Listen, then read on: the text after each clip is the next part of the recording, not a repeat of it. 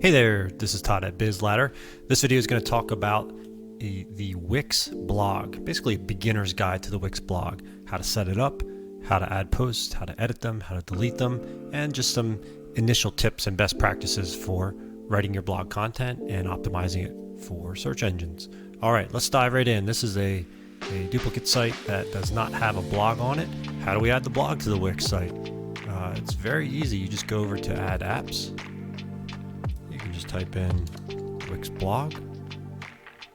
It'll show up right here and add the site. Simple as that. It's going to take a few minutes here to churn and add some pages. It'll add the actual blog page and probably a couple sample posts. And then it'll just drop in this all posts blog widget. So you can see over here, I now have this section that says blog pages. You can manage posts from here. And you have two different types of pages in a blog, of course, the main page, the actual blog, and then the post itself.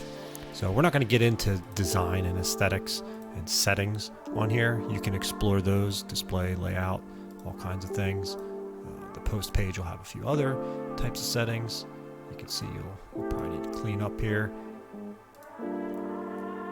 There you go, design and display. What we're actually going to talk about is, okay, the blog is now added to the website. How do we manage it? All right, a couple different ways.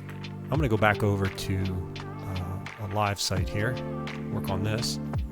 So you can see we've got a blog added, blog pages. We've got the posts actually in a list here on the home page. How did we do that? So we went to add blog post list, and then you just select the type of post list that you want to have. And then again, like everything on Wix, you can click settings and modify display, layout, design, what's shown, what's not shown, all kinds of aesthetic controls. All right. So again, I mentioned this repeatedly in videos, there are multiple ways to get to the same part of your Wix site. I can click here and click manage posts, and that'll bring up what is effectively my dashboard. There you go, dashboard. Or I can just go over to the homepage itself and click blog and then see a list here. And you can see the list there and the list there. They're pretty much the same. All right, let's just do it within the editor because that's where we started. So we've got posts that are already here. You can actually see when you set up, I jumped over to the initial site. When I click manage posts here, you can see that the blog app gave us some starter posts, and it's good to actually keep these and just use this format. Just borrow this format for your actual post. Just rewrite the content, put in the images that you want. They're solid design, they're solid layout, they're kind of a good starter kit for your blog posts. So you can just click into it. I clicked edit, and then you just in here, just like a Word document or a Google Doc, you just click in here and type whatever you want, and autosave is on. You can click save, you can click publish. It won't go live to the site until you click publish. You'll probably get lots of reminders for that. But again, this is a pretty solid, effective initial blog format. Title, intro, image, sections. Okay, so let's cancel out of that. Let's go back over to here. If you wanted to delete a post, you click these three dots, you click move to trash. It's gone as soon as I do that. You can put it in draft mode. That'll remove it from the site but allow you to continue editing it here. And you can do other actions here, or you could edit the post itself. Again, these already exist. I recommend just work with what's already there. Don't delete something, only have to recreate it. So we'll click edit, and you can see this format's a little different. We've just got image up top and then a bunch of placeholder Latin text here. So just go ahead, click on the image, click the little recycle, replace image button. It'll bring up your media center, media manager, and then click whatever image you want displayed on the post there. Important note about images, okay? You see this little sidebar here, settings and SEO. Those are the main ones we want to cover here.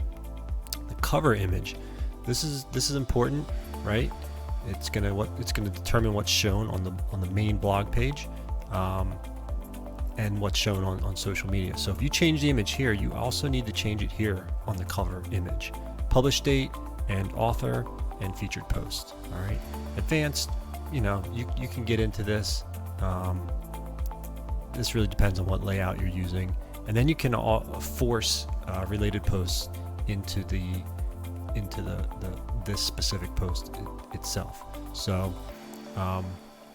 as you can see from the text here, if you don't select them, the Wix system will pick those for you and enable commenting. I generally recommend that unless you just are talking about sensitive or flashpoint topics that you don't want to have people dig into. But anyway, commenting is good. Engagement is good with your website. It's a web core vital for Google search. Site engagement is important. All right, so speaking of Google search, let's go over to SEO. Most of these will happen automatically. I don't know what that is. Your URL slug, this is generally, you want that to be title of my post. Pretty much want it to be this. Something like that. If you create a blog post from scratch, it'll fill this in automatically for you. You can see it's actually changed my title tag and meta description. It's pulling from here. These are important, not necessarily for ranking, but for click-through rate. If somebody's searching for a topic and they see your title or your meta, you want them to click through. And ultimately, Google may just ignore what you put in here. They just may pull what they want from your article here. So it's important to keep track of that stuff.